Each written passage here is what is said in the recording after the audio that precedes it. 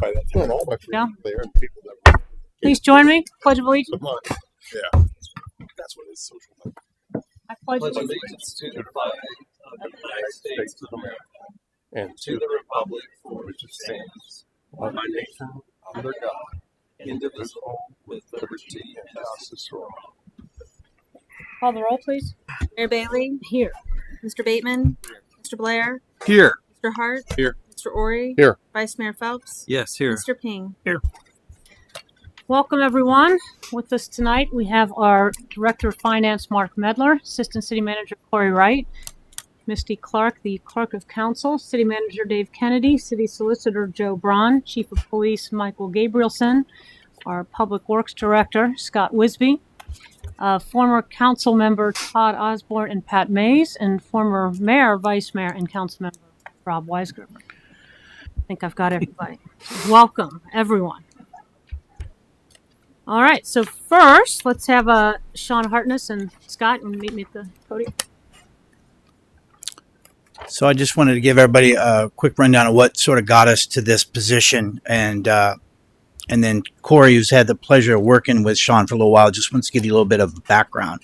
But I think as pivotal as it was what City Council, Law and Ordinance, and Corey did in making us begin the process of respecting and focusing on lighting and lighting pollution and dark sky standards and all of those things that future councils and future city managers are really going to do. Because if you recall, a lot of what we do in this job is we're planting seeds for the future. I think what you're seeing now is the next step, and what we brought Sean in is that we're going to start putting a better focus on our trees. And what we want to do, and Corey and I are breaking it into two trees, much like many things are covered both through the codified section of the city and through our zoning section. So Corey and Liz are working on the zoning section, and I'll be taking a draft tree ordinance to law and ordinance.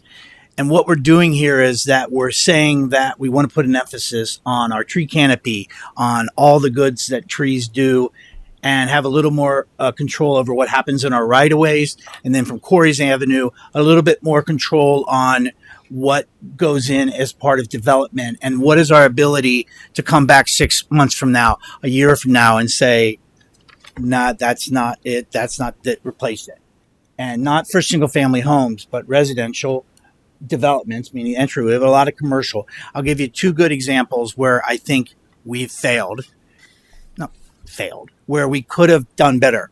And you'll see these now. I think if given the right standards, the front of the Broadway brownstones might look different. It might have a better curb appeal. And I would say another one, and this for those of you know, because the root of both of these, the lights and the trees, let's be honest, goes back to Cindy Kessler. It really, truly does. And I met Cindy Kessler in 2014, right when I got here, because she couldn't believe we allowed that particular tree to go in front of Tendertown and that we missed an opportunity. Why? Because it's an area with no wires. It has a really healthy tree lawn. It could have been more. So this is where we're going at. And to get that person who can do that, it's just not within, it's not something that Scott's going to be able to focus on. So we wanted a person who would be the Assistant Public Works Director, but would also help create the tree programs, administer the tree programs, act as an advisory to the city in many ways. So that is why when we discussed this, Corey said, I got the guy.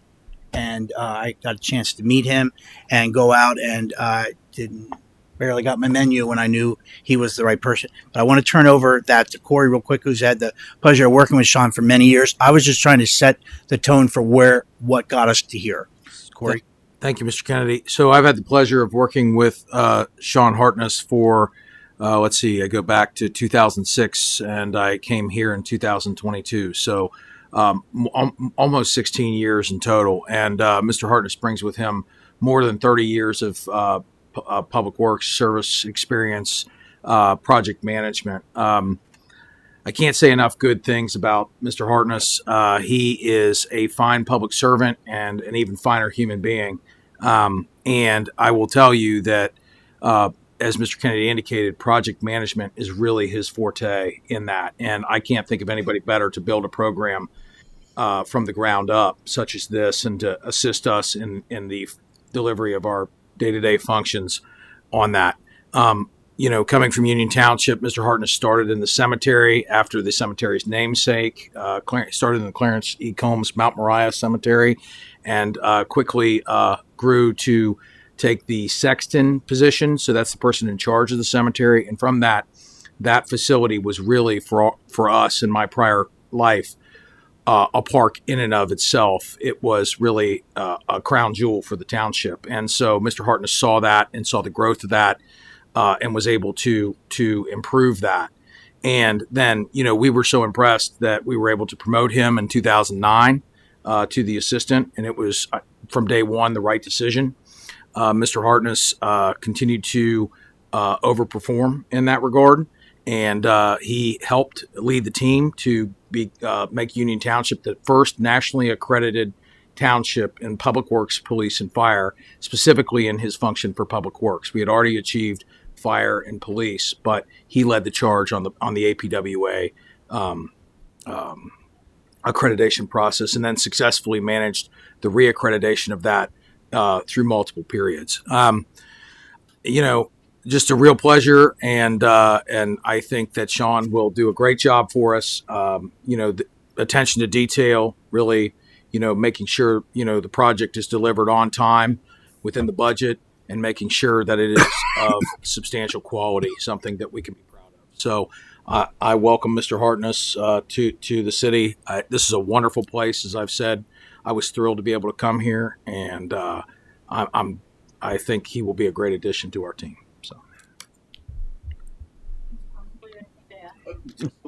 I'll say it's a pleasure to meet Sean.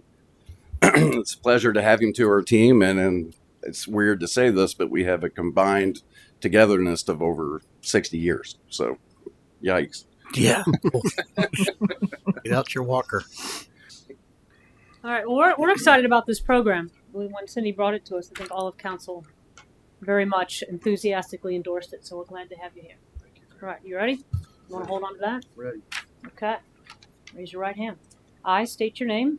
I, Sean Hartness, Solemnly swear that I will solemnly swear that I will support the Constitution of the United States, support the Constitution of the United States, the Constitution of the State of Ohio, the Constitution of the State of Ohio, and the Charter and ordinances and the Charter and ordinances of the City of Loveland, of the City of Loveland, and will obey the laws thereof, and will obey the laws thereof, and will faithfully discharge and will faithfully discharge the duties of Assistant Public Works Director, the duties of Assistant Public Works Director, upon which I am about to enter.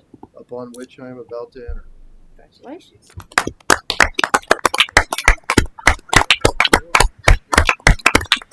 Just that I'm excited to be here.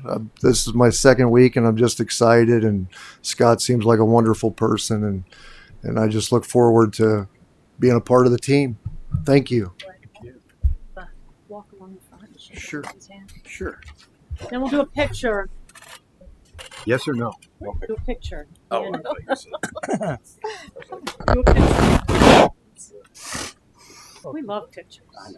Good to meet you. Congratulations. Well, we have to be able to introduce him on social media. Yeah, welcome aboard. I'll take it. Congratulations. That might be okay. Looking forward to it. What part are you going to take this one?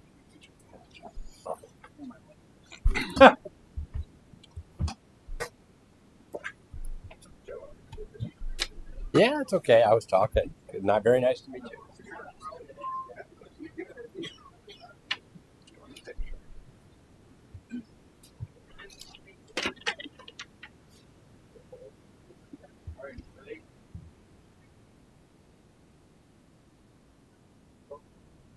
All right. Glad to have you.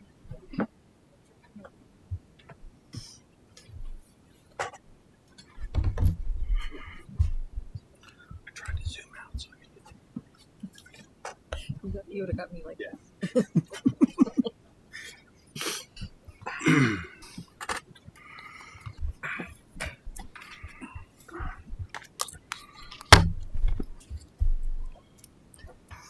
All right, Mr. Weisgerber.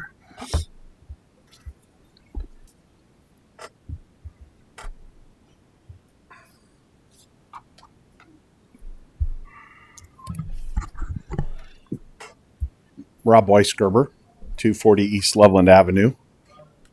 Loveland, just in case you were wondering. Good evening, and thank you for letting me address council, mayor, vice mayor, council members, and staff. My background here goes pretty far back. I joined Loveland City Council originally in 95. Vice mayor, mayor, and council member for 22, 24 years. I lost count. Yes, I'm a glutton for punishment. But one of the things that I think I take away from all that, which is a lot of perspective, is working with multiple city managers, multiple police chiefs, multiple finance directors. What's really good about that is the consistency in purpose and the commitment to the services that are provided to our residences. So I'm here because of Loveland U. And, you know, the way I look at the city is like a corporation. And the way we provide stock value, it's to our stockholders, the residents. And the stock value is everything about the city. It's the roads. It's how we manage our tax base, our finances, the schools, arts, the scenic river. There's so much that the community has to offer, and that is what brings value to the resident. So part of what Loveland U is, from my perspective, is how do we as a city, how does all of that interact? How does it come together? And over all of these years, how do we have that consistency and the purpose? And so what Loveland U is a class for our residents to see how the city works, the inner working, the interconnection between departments. It's an adult learning class to learn by doing. So it's a 10-week course. And some of the things that we do, other than having some guest speakers, on-site tours, we have a lot of debate and deliberation in the classes. But we do cover things like going to the Loveland Museum and Historic Center, the police department. Great sessions where we look at crime scene investigation or situational awareness. The Little Miami Conservancy with the river. What's the health of the river? How does that reflect on our community? The fire department, being able to don on fire equipment and actually fight a blaze. Work with EMS. Zoning. The stage company and the arts.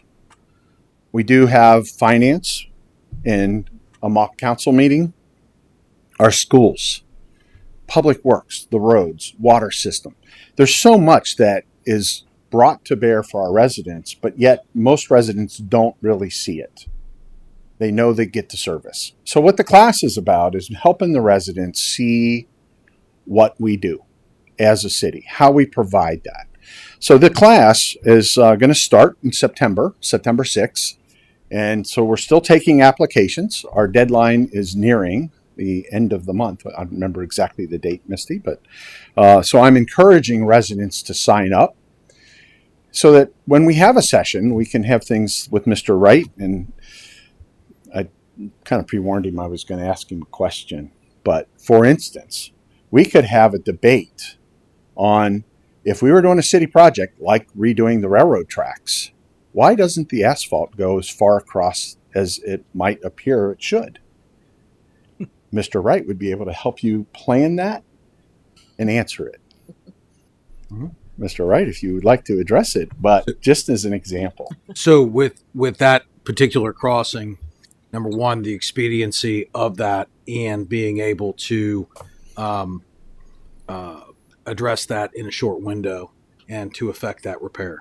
That it's based on quantity of asphalt and also the delivery of the impact to the roadway network and making sure the transportation network is able to withstand not a prolonged closure.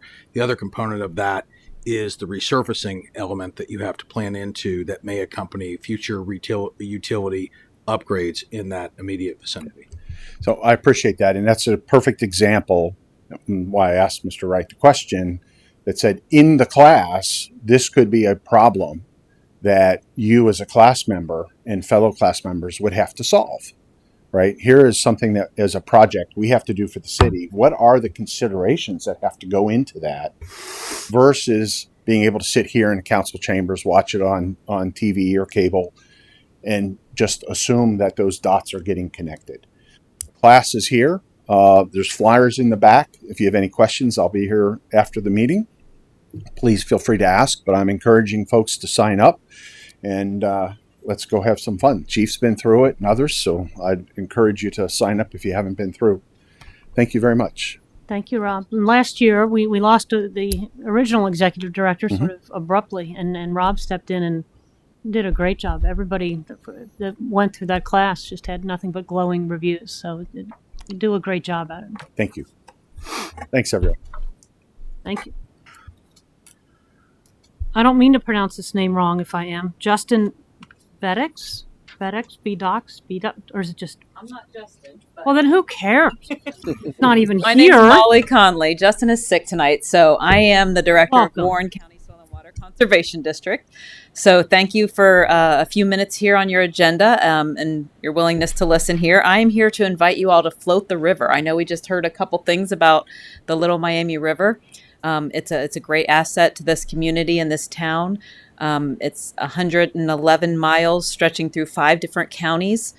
But at Soil and Water, we're starting this new program where we are attempting to connect leadership and decision makers in the communities that surround the river with that precious natural resource. So we're going to have an event in July. It's on the 21st. And we have invited several experts from local area as well as statewide area to come and float with us on the river, point out some river projects, point out what we've done in the past to protect and improve the river. And then we're going to stop off for a free lunch at a park in Waynesville. And we're going to have some more speakers there. OSU did a study on the economic value of the river and how the river can improve communities and add to communities, and what a wise investment the river is for communities. We're going to also hear from Aaron Wark, who is the scenic river manager here in this area, and he's just going to talk about the state of the river. So River's Edge Canoe and Kayak is going to graciously donate their efforts in their canoes and their kayaks. If we're going to pair everyone with an experienced paddler, if you're not quite familiar with paddling, and it's just a short 3-mile float down the river. Of course, if you don't want to paddle, you can just join us for lunch and for the speakers after lunch and get a free lunch at the park on a Friday afternoon. To RSVP, you just can call or email myself or Justin. Our information is on this invitation that I'm going to pass out.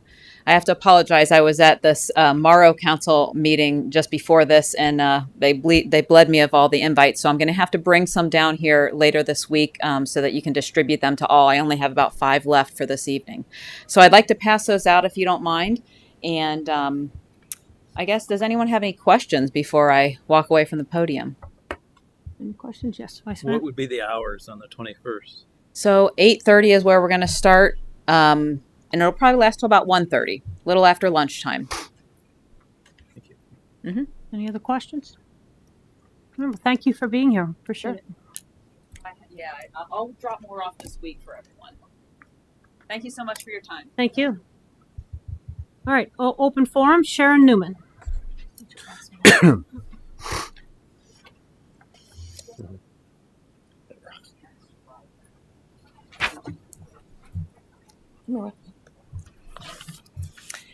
Hello, I'd like to thank you for the opportunity to address you tonight. And my name is Sharon Newman. I live in Loveland with Roxy, and we're up in the Brandywine subdivision. And the reason for our visit tonight is to bring to your attention a very valuable service that we provide with our therapy dogs to the greater Cincinnati area, and most specifically to our first responders. Now, we've visited first responders throughout all the counties of greater Cincinnati, and in the major cities, but we've never been invited to a Loveland fire station or police station. So we hope to inform you about what we do and the benefits and that you take advantage of this service for us. Everybody knows that our emergency responders are exposed to some horrific scenes just in the normal course of their work. And sometimes there's incidents that are even worse and have a bigger impact on them emotionally and psychologically. And unfortunately, the number of suicides among first responders is a lot higher than most people know. And if you're a part of that community, you know how severe of a problem this is. So with our pet therapy programs, we can help come in and help relieve the stress. And like I said, we would like to do that in Loveland with our fire stations, our first responders, and the police stations. So Roxy and I are a certified pet therapy team. We're certified with Pet Partners, which is a national organization that has thousands of pet therapy teams across the country.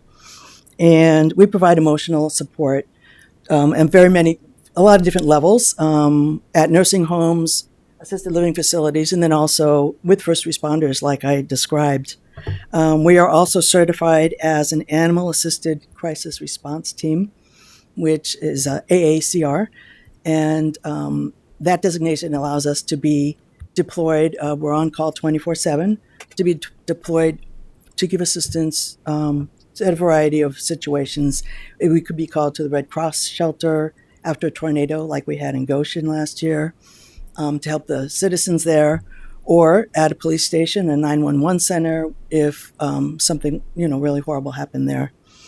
So we have a special pet therapy support team that was formed specifically to deploy us as well as other teams to these types of situations. And we have two other volunteers here. Kenny Schroeder is a retired firefighter and paramedic, and Debbie Bauer is a retired police officer. So they understand the importance of this type of therapy quite well. And they are the coordinators of this pet therapy support team. So Kenny will address this a little bit more for you. Good evening. Welcome. Or thank you for welcoming me. I am from Kentucky, so it's a bit of a travel for me to be here in Ohio. But as she said, I am a firefighter paramedic, semi-retired. I retired last year from my full-time job, and then now I'm back to work as a firefighter paramedic again. But our team is very valuable in what we do. We can go to fire departments, police stations, 911 dispatch, just to come in and basically break the ice, if you will, and provide some stress relief. That's part of what we do, as well as after critical incidents, we come in and just allow the pets to be with the employees there and relieve some stress and just, try to get some things off of their mind than what they just witnessed or just went through. So big team that we have, about 20 handlers and pets, just overall for stress relief. And then for the after critical incidents, there's about 6 handlers and pets that are in that position. So again, thank you for having us. I'll let Deb speak for a minute or two. Thanks. My name's Debbie Bauer, and I retired recently from the Cincinnati Police Department after 30 years. And when I retired, I was just looking for a volunteer opportunity that I could use my passions for animals and for helping senior citizens, and I found Pet Partners.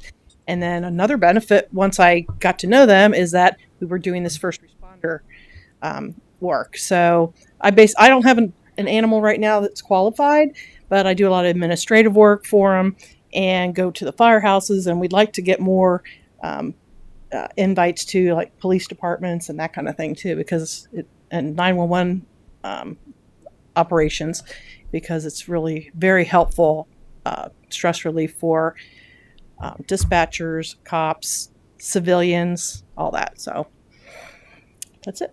We have some flyers that we'd like to hand out to each of you, and we brought quite a few because we're hoping that in addition to looking those over yourselves as representatives of the city, that you give handfuls to all of our fire stations, our Loveland City's fire stations, and the police station, so they're aware of the program.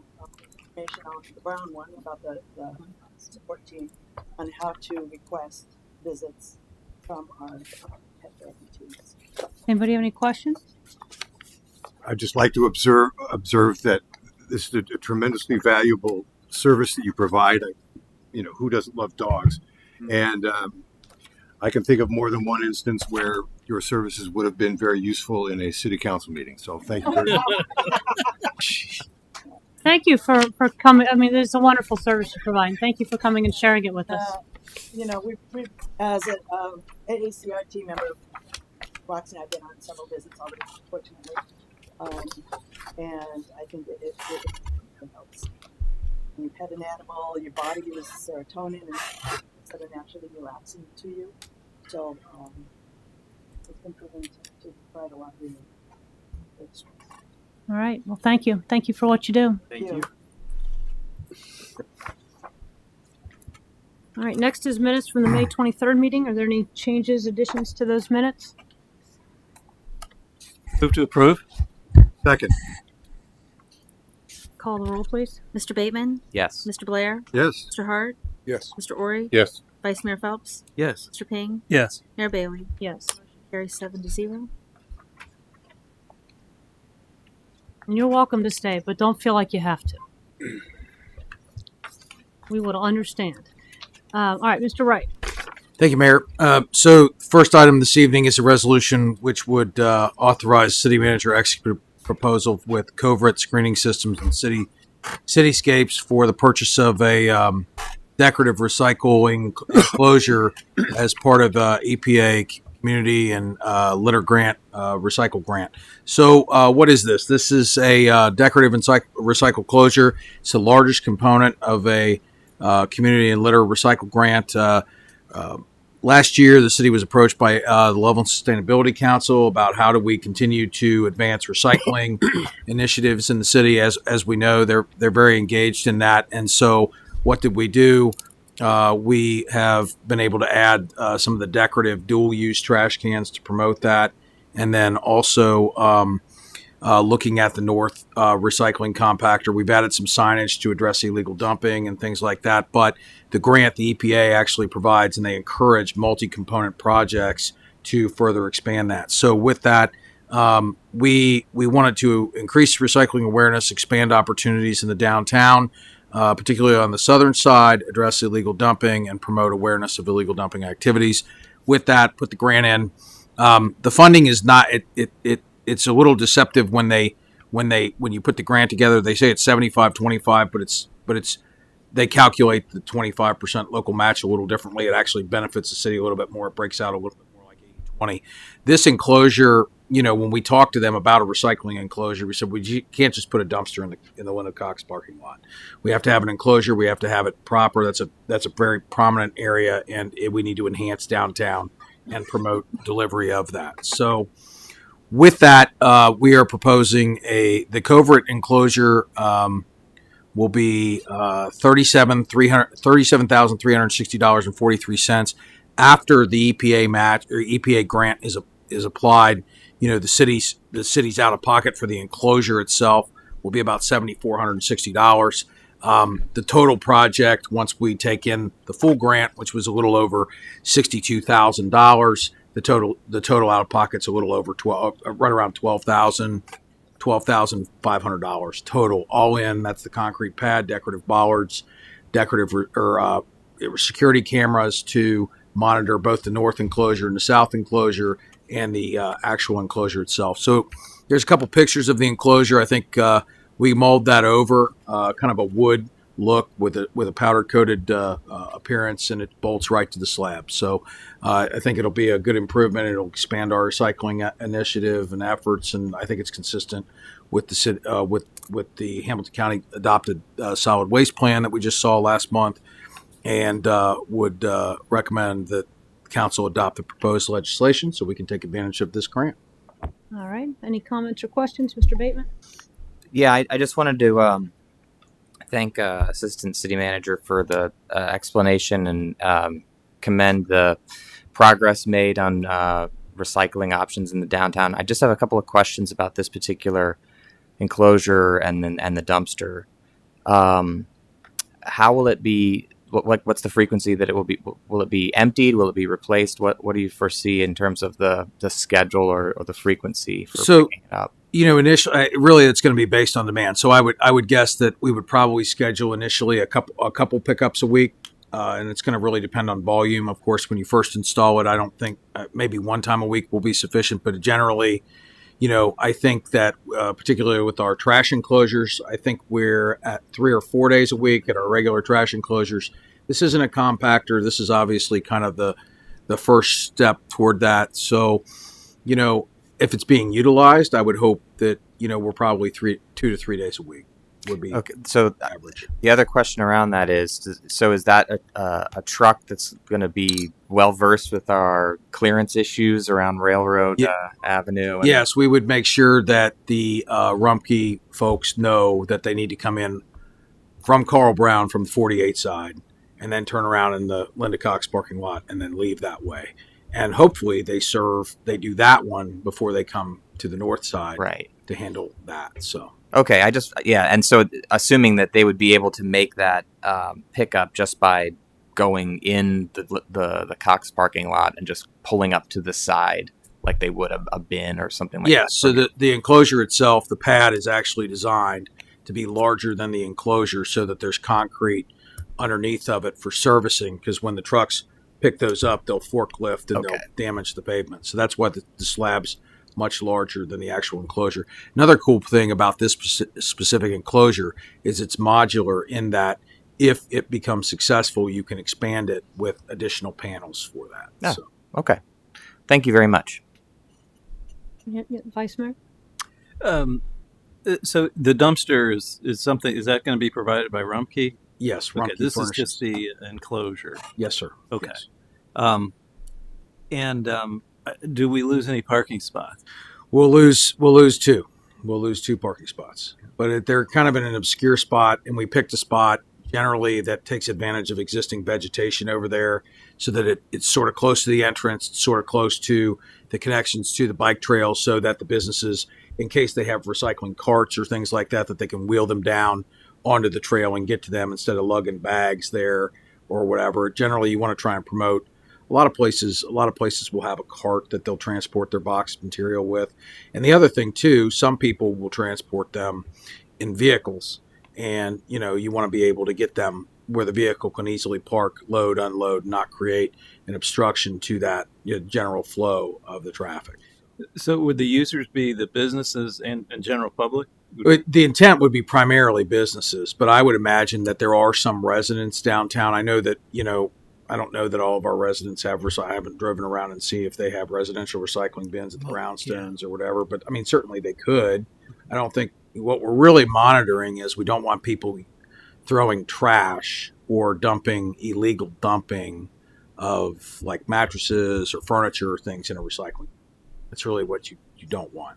Amy Van Streen received a grant a few years ago to give portable recycling bins to some of the downtown businesses, but Corey and I are seeing there's just such a glut of it on this side that hopefully that will just distribute it. But Amy has been doing stuff for years. She actually has got a grant to allow businesses, and you see them dragging it over here. So, but it will not say businesses only on it.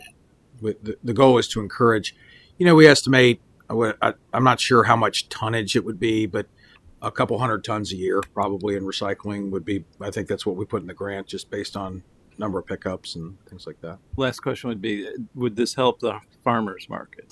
I certainly think so. Okay. Yes. Oh yeah. Paper products and things like that. I mean, I see that would be a fantastic, that would be an instant boost to that. And I think that would be, it's good that they would have the advantage to do that. Agreed. Thank you, Mr. Wright. Mr. Blair? Thank you, Mayor. Is there going to be signage specifying what can and cannot be? The Rumpke containers generally tell you what they can and can't put in there. They'll have labels on it. It's usually paper, certain types of plastic, cardboard. They'll say things like, don't do this, don't do that, that kind of thing. So, and there will be cameras. Yep. We have electric on a light pole. We can run the cameras too. To ensnare scofflaws. Yes. And they're the same kind of cameras that are tied into our other proprietary software. Any other questions? All right, can you read the resolution, please? Resolution authorizing the city manager to execute an agreement with Covert Screening Systems and Cityscapes, Inc. for the purchase and installation of a recycling enclosure for the Linda Cox parking lot. Comment on the resolution. Call the roll, please. Mr. Blair. Yes. Mr. Hart. Yes. Mr. Ori. Yes. Vice Mayor Phelps. Yes. Mr. Ping. Yes. Mayor Bailey. Yes. Mr. Bateman. Yes. Resolution 63 is adopted by a vote of 7-0. Mr. Wright. Thank you, Mayor Bailey. Next item I have is a resolution that would result in the adoption of an updated thoroughfare for the city of Loveland. So this is a component of sort of the city's push to really engage with state and federal transportation funding sources, particularly at OKI. And part of that, the different funding pots, as it were, and we won't get into those. We heard from Mr. Kaler in depth about each of those. There's a very competitive scoring process in that, and local planning factors is a component of that. So as you know, the city has a very robust comprehensive plan. Council adopted that last year. But one of the questions and one of the components of that scoring is, does the city have a thoroughfare plan? So we researched, we sort of dug, we couldn't find anything. We did find one out in the glass cabinet from the 1960s, and I've been informed from a local resident here that I believe the last one we have is only 42 years old. So this would, and usually it's a component of your master plan. So this is just really an add-on to that. It complements the master plan. It's a very high-level, 30,000-foot document that sort of captures what we're doing, the initiatives that we're pushing. The bridge studies mentioned in there. There's some other, desirable objectives about retrofitting handicap ramps and doing things like that. So pretty brief plan, augments the comprehensive plan. It really checks the box for the federal funding. Obviously, the city is going. We've talked about Loveland Madera. We're going after those things, and this will be a benefit. And you don't want to leave points on the table because being a part of the OKI and Mr. Phelps and his role at the board of directors, 1 point can oftentimes make the difference between a very large transportation funding award and not. So try to check the boxes. So with that, staff recommends approval. I would note the Planning Commission did weigh in on this and review it last week, and recommended adoption is presented. So we appreciate Council's support of that resolution. Any comments or questions? Just a quick question.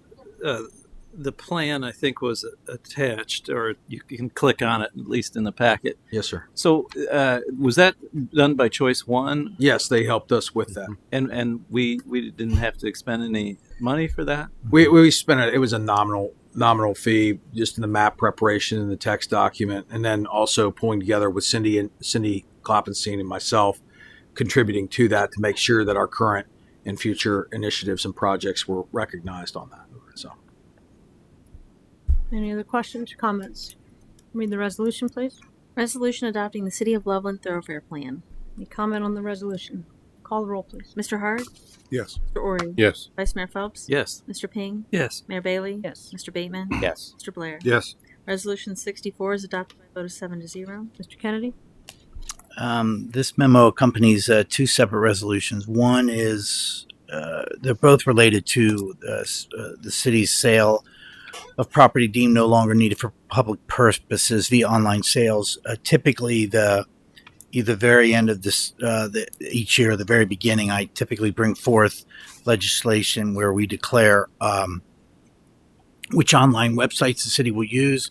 It's required per the Ohio Revised Code that slipped this year. So I'm bringing forth the legislation that we bring every year, GovDeals, and we actually add on Hamilton County. They have a website, so it's really GovDeals auction, online auction, and Hamilton County administers a separate program, but primarily we use GovDeals.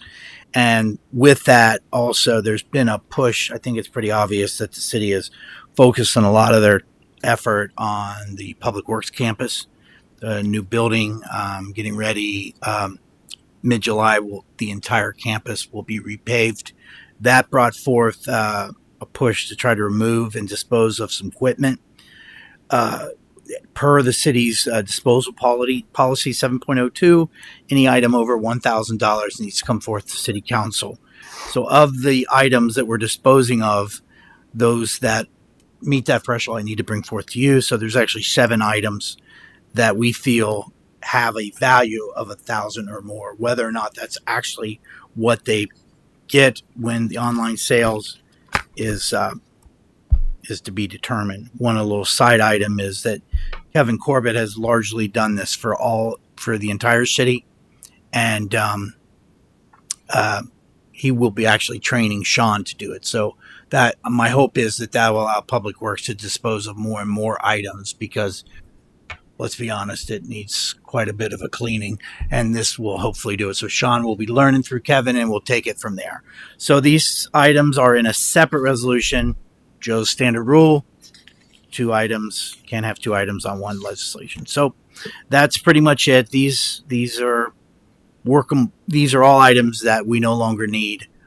With that, as always, you are also saying that the city manager is deeming them no longer needed for public purpose.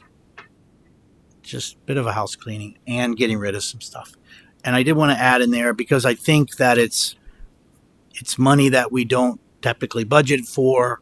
So, and it's really easy for Mark to sort of keep track of it. We do want to take any money that's specific. Let's just say we get $3,500, $4,000, $5,000. We want to save that money and expend it on some amenities we've identified. Actually, the students have identified that we'd like to add to the Matt Haverkamp Dog Park. Just a few amenities, both for the dogs and for the people. That is becoming more and more popular. We added the small dog section this year. I've been up there a few times, and it's very common for people to say, I love it, but could you do this? Could you add this? What we're seeing now is there's been a push that people would like us to expand the benches out a little bit farther.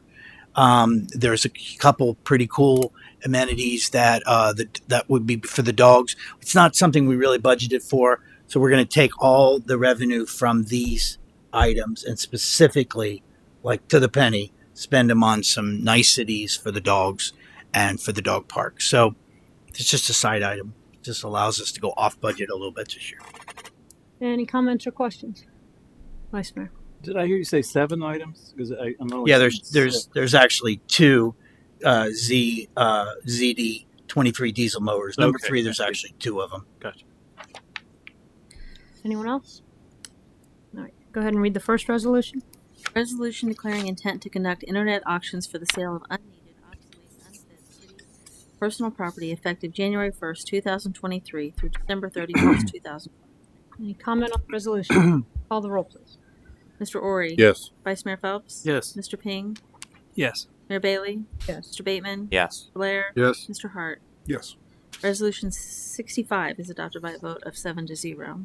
Read the next resolution, please. Resolution declaring that city-owned equipment are surplus inventory and authorizing the sale of those items on the city's online internet auction site. Any comment on that resolution? Call the roll, please. Vice Mayor Phelps? Yes. Mr. Ping? Yes. Mayor Bailey? Yes. Mr. Bateman? Yes. Mr. Blair? Yes. Mr. Hart? Yes. Mr. Ori? Yes. Resolution 66 is adopted by a vote of 7-0. Mr. Wright? Thank you, Mayor.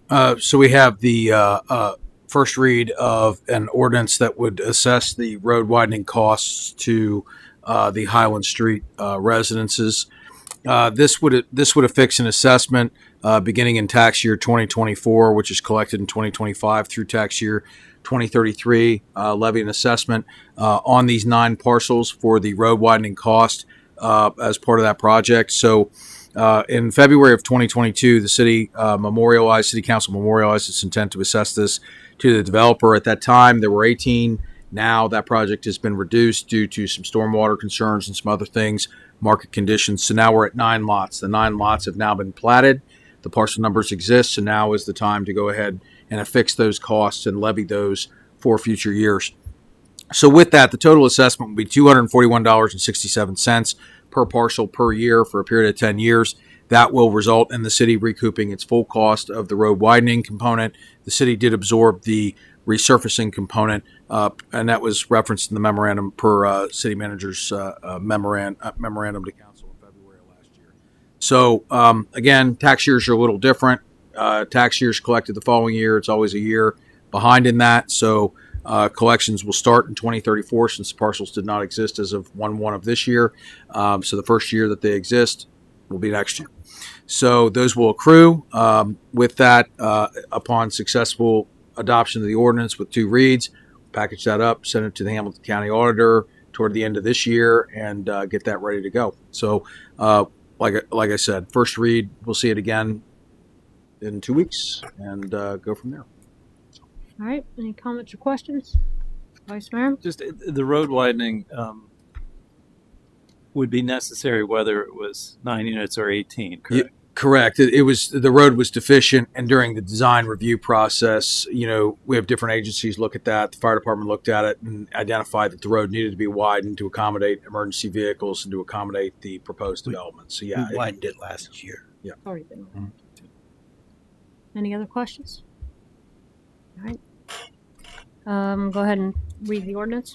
Ordinance assessing street widening costs associated with the Highland Street residence located in Hamilton County, Ohio. All right, it was a first reading only. Mr. Medler? Thank you, Mayor. As you recall, quarterly we review the outstanding utility bills that need to be sent to the county auditor's office to assess and go on their tax bills. As we have 3 counties, there are only 2 that we currently have items for. There's one in Warren County. There are 7 items, which is the same number as we had last quarter. And then there's also 1 property in Hamilton County, which is the number that we had last quarter. As usual, we ask them to be approved as emergencies, just to ensure that we can get them on the tax rolls promptly and get payment received. All right, thank you. Any questions, comments? Mr. Ori?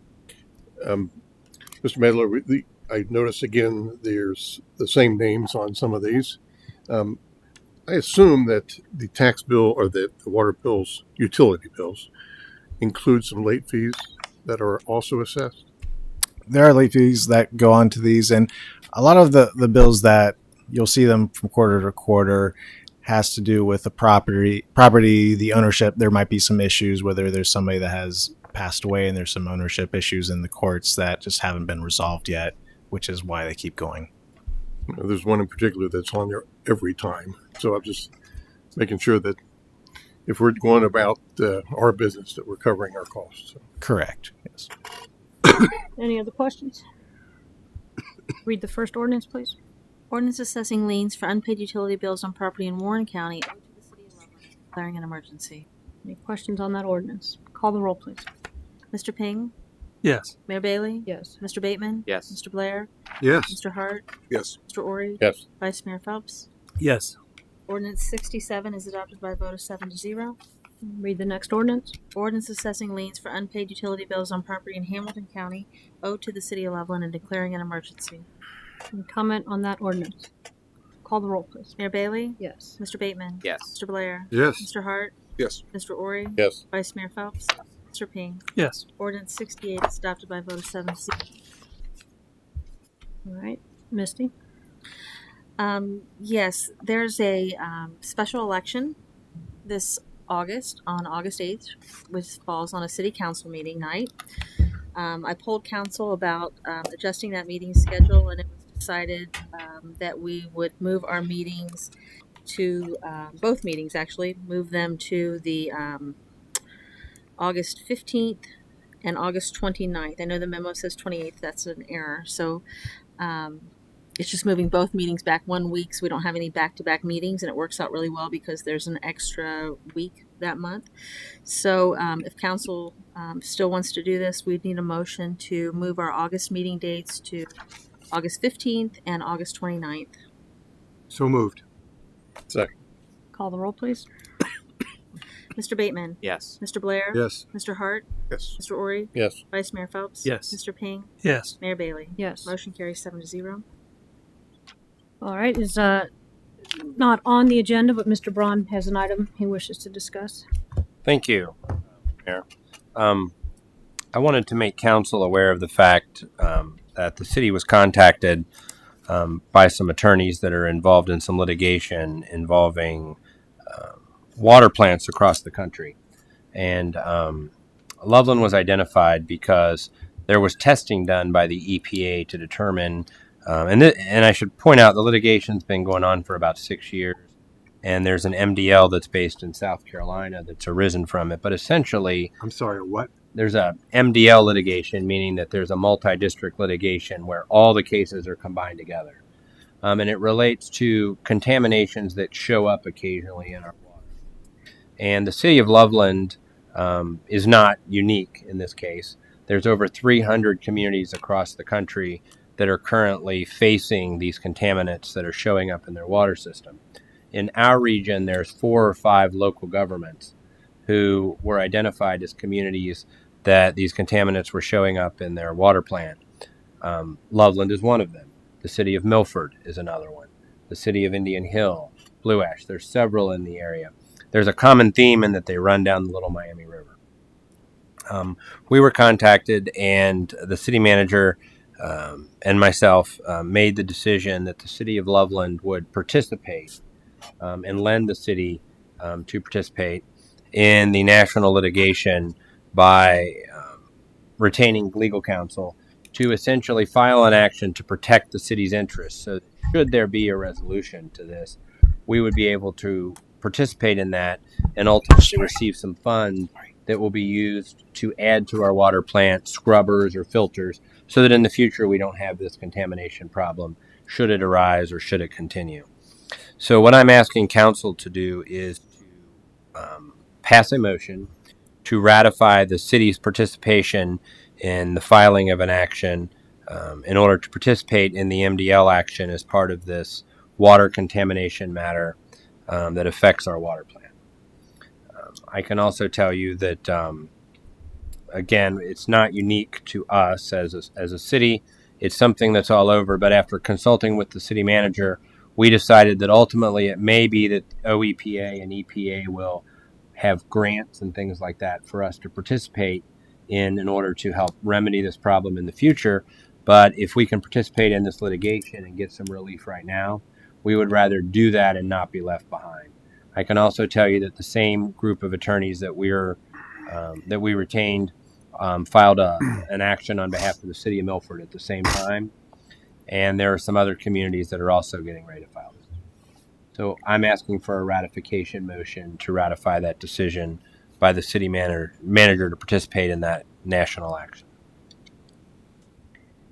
And I can answer any other questions that you have about that. Well, I imagine the first question in anybody's mind is what has been done to ensure that at the moment we're not in any danger in our water plant. Right. So the item we're talking about is called PFAS, and PFAS is very common. It's in your lipstick. You're getting the PFAS when you cook. It's in your Teflon. What the city has already moved forward with, and we're getting ready to submit a proposal.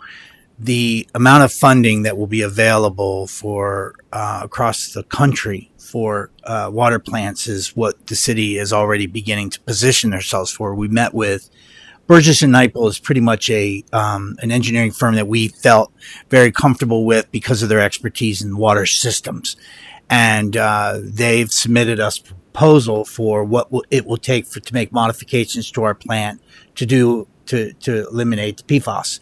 And what we're doing here is actually we might be one of the first communities to actually submit to the Ohio EPA for grants to fund the engineering study.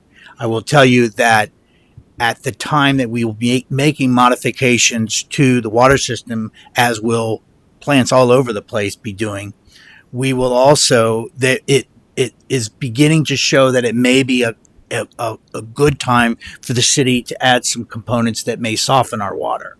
So if we're going to be making modifications, as will many systems throughout the country, to deal with this element and this new testing level, we find that we maybe also be able to make some changes to what is a common concern, which is the hardness in our water. So we're working with that. So we're actually waiting for some guidelines to submit our proposal to have our study funded. So on that, and your water treatment plant operator, Ricky Gregory, is about as on top of this as can be. And I will only add that there was a bit of a need to move relatively quickly on our behalf. As you charged me with making decisions, this was one of those circumstances where there was 5 Tuesdays in May, so we had a bigger gap between meeting.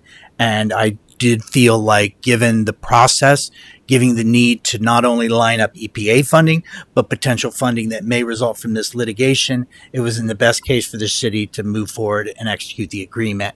So I did execute the agreement to participate in this program. And one other thing I want to add, because Dave's right, I neglected to say in the beginning, this type of contamination has been going on since the 1960s. that's when it first began to appear in water systems. It actually comes from firefighting foam. So that may help you to put some context into this type of contamination. Our big concern, and the reason that the decision was made to move forward, was there has begun to be some settlements nationally, and we don't want to be left out of that. In speaking with our council that will be representing us nationally on it, they indicated that the most likely result will be that the EPA will come up with new standards, as Dave was talking about. But what they won't do is provide a funding mechanism to comply with those standards. And we wanted to be able to participate in that settlement and those future settlements that are going to result, so that we can ultimately comply with whatever those new standards are that result from that litigation. Do we know what the current level of PFAS is in the water? Ricky knows, and I'd be incorrect, but it's microscopic to a whole different level. I don't want to say, but it's a very, very small part. I will get that number for you. I don't need the number. What I need is the whether or not we exceed federal guidelines. I'll get the exact. That's all. Yeah. Okay. Sure. Or EPA guidelines. Any other questions? Mr. Hart? What if any is there a fiscal impact? That's one of the reasons Dave moved forward. There's zero impact to the city. So the only impact would be positive if we're able to gain some recovery. We're not paying anyone to represent us. These actions are done on a contingency, like most of these larger cases like this. But since our water system was specifically identified as one impacted, we wanted to jump on that revenue source. Thank you. Vice Mayor? I'm not sure who the parties are in this, especially the party's defendant, but I assume there's no conflict with any businesses or entities in Loveland. No, there are almost 24 entities, and they're almost all multinational corporations that produce this firefighting foam.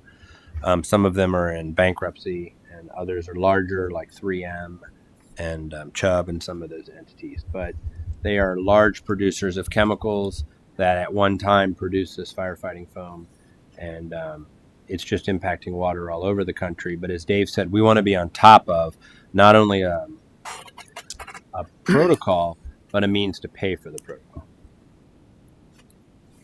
All right. Anyone else? Yes, Mr. Ping. Just to be clear, this is not something that is newly discovered. It's not that we have some problem that has manifested itself in the last month that we're now aware of. This is a response to a legal action or a potential legal action, and the water that we have is the same water we had probably 10 years ago. So I just for clarity, for the sake of anybody that might be tuning in and hearing water problem. The map that I would have to show you how large the aquifer upon which the city receives its money, receives its water, it would be larger than I could show you, but it is a significant aquifer that we, Milford, Indian Hill, that we all receive our water from. So we've been getting water from that aquifer since the city first drilled into the wells. So it's just a change in standards. It's bringing it forward, and that's pretty much where it is. Anyone else? All right. So do we need Mr. Braun to repeat the motion he would like to have made? I would just like a motion to ratify the city filing an action to participate in the ongoing MDL action to protect our rights related to our water plant regarding the PFAS litigation. So moved. Second? Second. Call the roll, please. Mr. Blair? Yes. Mr. Hart? Yes. Mr. Ori? Yes. Vice Mayor Phelps? Yes. Mr. Ping? Yes. Mayor Bailey? Yes. Mr. Bateman? Yes. Motion carries 7-0. All right. I believe that's all the business. Do I have any announcements? No, nothing between now and then. All right. I did go to Benton, which is on Loveland Madeira Road, in the parking lot with La Rosa's. They opened about 2 weeks ago, I guess. It's a Japanese restaurant that we spoke with the owner, and he is from New York. And that's where his only other shops are, his only other restaurant, or whatever this is. And it's not really a restaurant. And wanted to come to the Midwest and somehow ended up in Loveland. And he's a hoot. And the food is delicious. So right now what they do is they package it and send it. But they're working to have it where you can come in and carry out and perhaps in-store seating as well. But it's pretty good. You say you have a menu there? We do have a I mean the menu available now is for catering. So then last Saturday was the gazebo ribbon cutting, and Vice Mayor Phelps was there, and Councilmember Bateman and Councilmember Ping, and our city manager, assistant city manager, and also Becky Knoll was there, permit specialist, and all the Valentine ladies. So that was a nice ceremony, and it looks wonderful. I don't know if anybody saw on Facebook, but Angels on the Trail. If you've had an opportunity to see that, that's on one of the buildings at Eads, and it is a mural that's dedicated to children in our community that have died under whatever circumstances. And unfortunately, there's quite a few children on that wall, but it's beautiful, and it's a wonderful place to remember those children, and it's a wonderful place for their families and friends. So take a look at that. Does anybody have anything to add? We have a motion to adjourn. So moved. Second. Call the roll, please. Mr. Hart. Yes. Mr. Ori. Yes. Vice Mayor Phelps. Yes. Mr. Ping. Yes. Mayor Bailey. Yes. Mr. Bateman. Yes. And Mr. Blair. On behalf of all Loveland Rangers, Paxton's Rangers, yes. They don't. Okay.